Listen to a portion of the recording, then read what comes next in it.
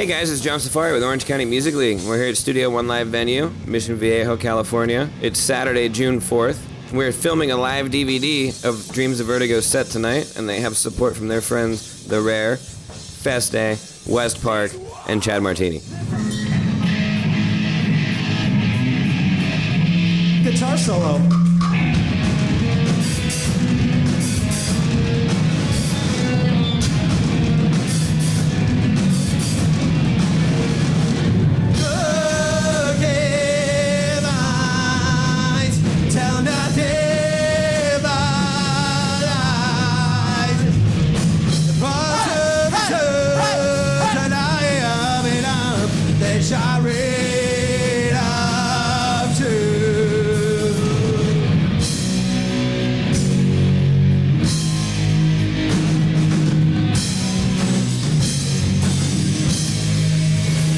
Mission Viejo, make as much noise as you can! Louder! Oh! Oh! Cookie mines, tell no lies. Hey guys, we're hanging out with Dreams of Vertigo in the studio. We're about to shoot this live DVD of you guys' set. Why don't you guys talk a little bit about why you guys wanted to book that set or, do the live DVD. But before that, introduce yourselves and what you guys do in the band. Hi, I am Joseph, and I am the lead guitarist. That way. I'm Brandon, and I play drums in the band. I'm Doug, and I sing and play guitar. I'm Gons, and I play bass and do absolutely nothing else. Well, that's a fun job. Let's talk a little bit about the DVD and why you guys wanted to, shoot the set and do the live DVD and everything. Honestly, it was just one of those things where I don't know if we've always wanted to shoot a DVD, but it's just something that we thought would be cool, and we needed the right opportunity to do it, basically. And I don't know, we've been planning this for probably a good 6 months or so. Originally it was going to be when the record was going to come out. That didn't end up happening. But we just kind of figured it'd be a really cool addition to probably at the end of part 3 of Reject University to have a live DVD. And we're also going to do kind of like a documentary thing on, making of the record and all that stuff. So it was just a good opportunity that came to us at the right time. And we just figured, why not go for it? Yeah. I feel like this DVD also helps us introduce, the full new band lineup and the fact that Joe is a part of part 2. Yeah. And we're going to be playing a lot of those songs as well. Okay. And I feel like I am the worst guitar player ever, so these guys shit out of luck. Yeah. Yeah. Well, good luck to you. So on that, speaking of the new record, you guys were saying October is when that's planned to come out. What do you guys got coming up before then? You got a show on the 14th right? at Slide Bar. You got the 14th at Slide Bar, which is next Tuesday, and that's a battle of the bands for the Taste of Chaos. What else do you have after that? After that, we're actually going on a little tour with the Alienated in August. We're going to start in Riverside on Wednesday, and then head out to Arizona Thursday and Friday, and then Saturday we're going to play a Vegas show down at Double Down Saloons. Oh, that's going to be fun because Sunday is going to be the best day of that whole tour.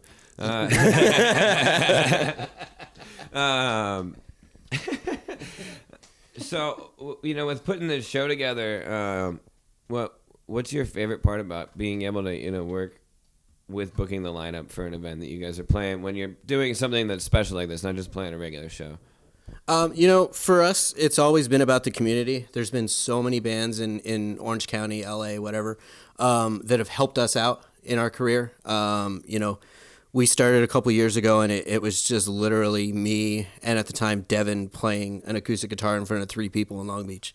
And because of all of the bands that have helped us out, and people like OCML, it's helped us build to where we are.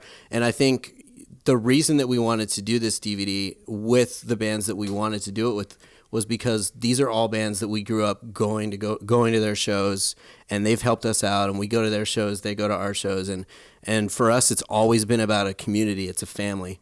The bands that are on the bill, and honestly, if we could have got like 30 bands on, that would have been amazing. But the bands that we do have on are like our best friends, and that was just a really important part, was that we could get our really, really close friends to play the shows with us, and it's going to be an amazing show. What's the next album called? What's the single that you guys got out? I know you got a couple of reviews from a couple different blog sites on your new video. And where can everybody find that online? Yeah, I mean, we're working on the new record. It's probably about, I'd say 80-90% done. So we're shooting for fall for it to come out. We're gonna hopefully be releasing a music video for the first single, which is called Uneasy Goodbye. That'll probably, I don't know, within the next month or two. So like before the tour, and can I have that to promote before the while tour? you're on Yeah, absolutely, yeah. And then we got another guest vocalist on one of our singles that we're gonna be.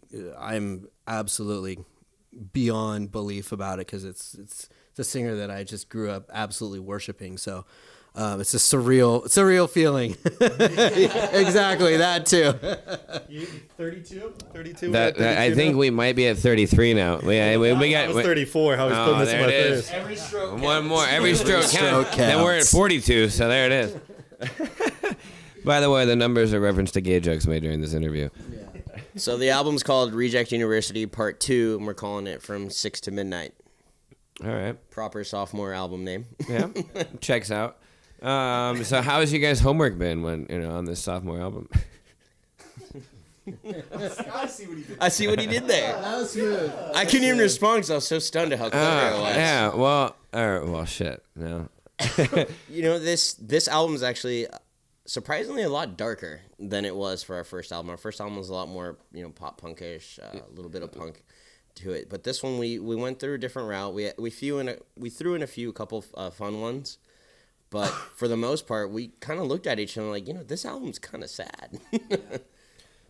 It's dark. Wow. See, I was actually on that note, like, it is dark for the melody and the tone, and it's actually pretty fun. This is actually my first time with these guys, and I couldn't ask to be with any other. Well, this guy and that guy. I don't know about this guy, but Yeah. I couldn't ask to be with any other band. Yeah. Called Dreams of Equality. Look them up, guys. Yeah. Dreams of equality. Well, we're never gonna get there, so keep dreaming. Oh man, you see, this is 200 years, we're still not. Yeah, I'm just not. Oh man, this is what I shots get. fired. You see what I get? I'm sorry, Mr. King. I believed in you. It's funny though. I love you guys. So I know this guy for a long time. Yeah.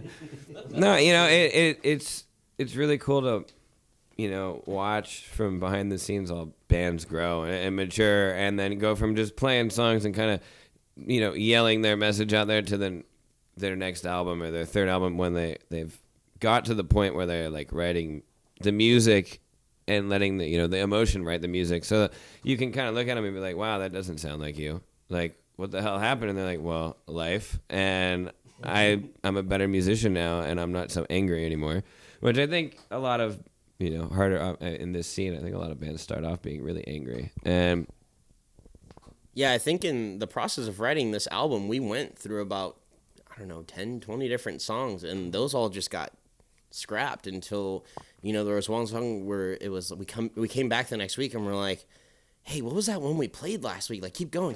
And then if it just got to the point where we'd come back every week and going back to it, that's when we're like, okay, this one needs to keep going. yeah.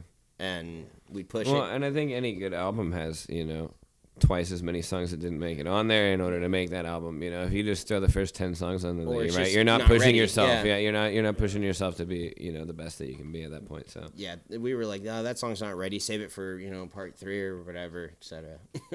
well, yeah. Well, I mean, there's part 3, 4, 5, 6. I mean, it can just go on forever at that point, right? It'll be tough. Well, we'll redo this interview in 40 years, and it'll be like part 21. I'll be dead. We got to graduate college some point. The 50-year program. The 50 year. Bird, she. Doug's still dead. It's the greatest of this war. Has just begun. We fall before we fade away. We are the animals of Graceland. Come alive, all at once. We are the animals of Graceland.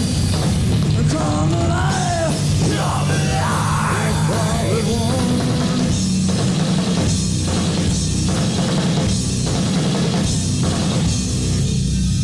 You be like me, so waste these words upon your face. Violence weaving, and I will hang your head.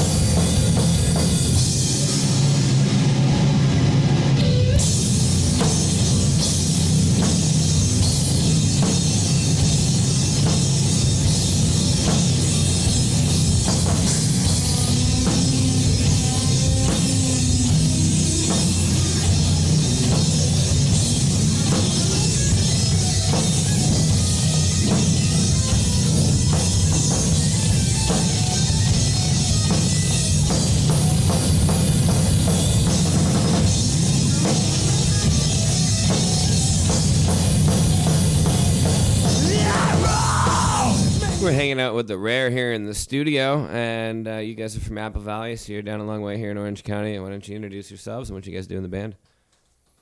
I'm Dane. I'm lead guitar. I'm Nico. I'm vocals and bass.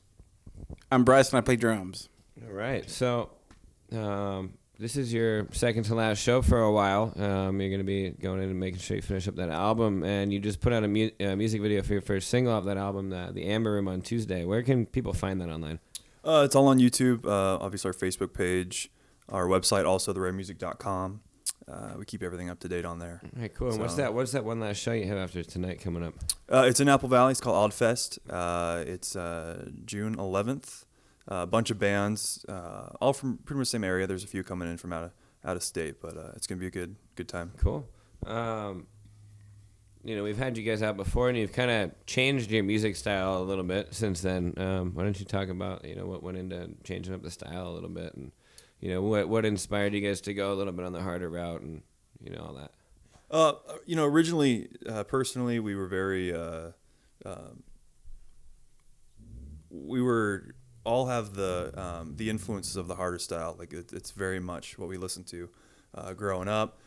It just we wanted to appeal to as many people as possible. So we kind of, it just turned into, it just wasn't as hard as we wanted it to. And then when we sat down to write this upcoming record, we just said, hey, nothing, it has to sound like something we have never done before, and it has to be heavier. Like that. We sat down, we made lists of basically rules to follow. And we went one by one, and this has to be like this, has to be like that, and pushed ourselves to change and sound different. So cool.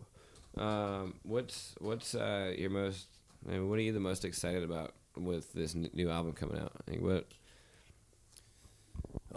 We're just excited for people to hear it. I'm excited to give people a new energy and see what kind of reaction we get for it, whether it be bad or good. And reactions are reactions. So. We're just excited to get on the road and play these songs. Hell yeah. What's the most difficult part about being from Apple Valley and getting out there? There's no scene out there. Now, I'm not going to say that as an excuse at all. I mean, really, because you have to do what whatever you have. Yeah. We play most of our shows down here. We actually identify ourselves more of Orange County than the High Desert.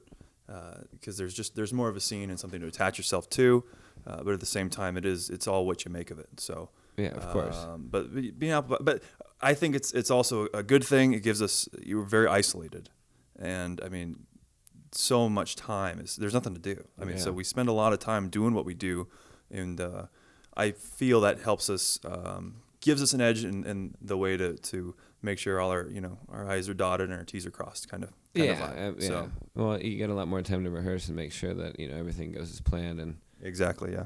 Well, plus just to kind of drop in there, if you're comfortable where you are, then you're gonna stay there. Yeah. And that's the one thing with with the band is no one's comfortable there. And so it forces you kind of out of your comfort zone, out of the desert, out of that to say, okay, we need to go somewhere else because, we don't just want to stay up here. We don't just want to keep playing the same old shows over and over again. So, just it makes you get out.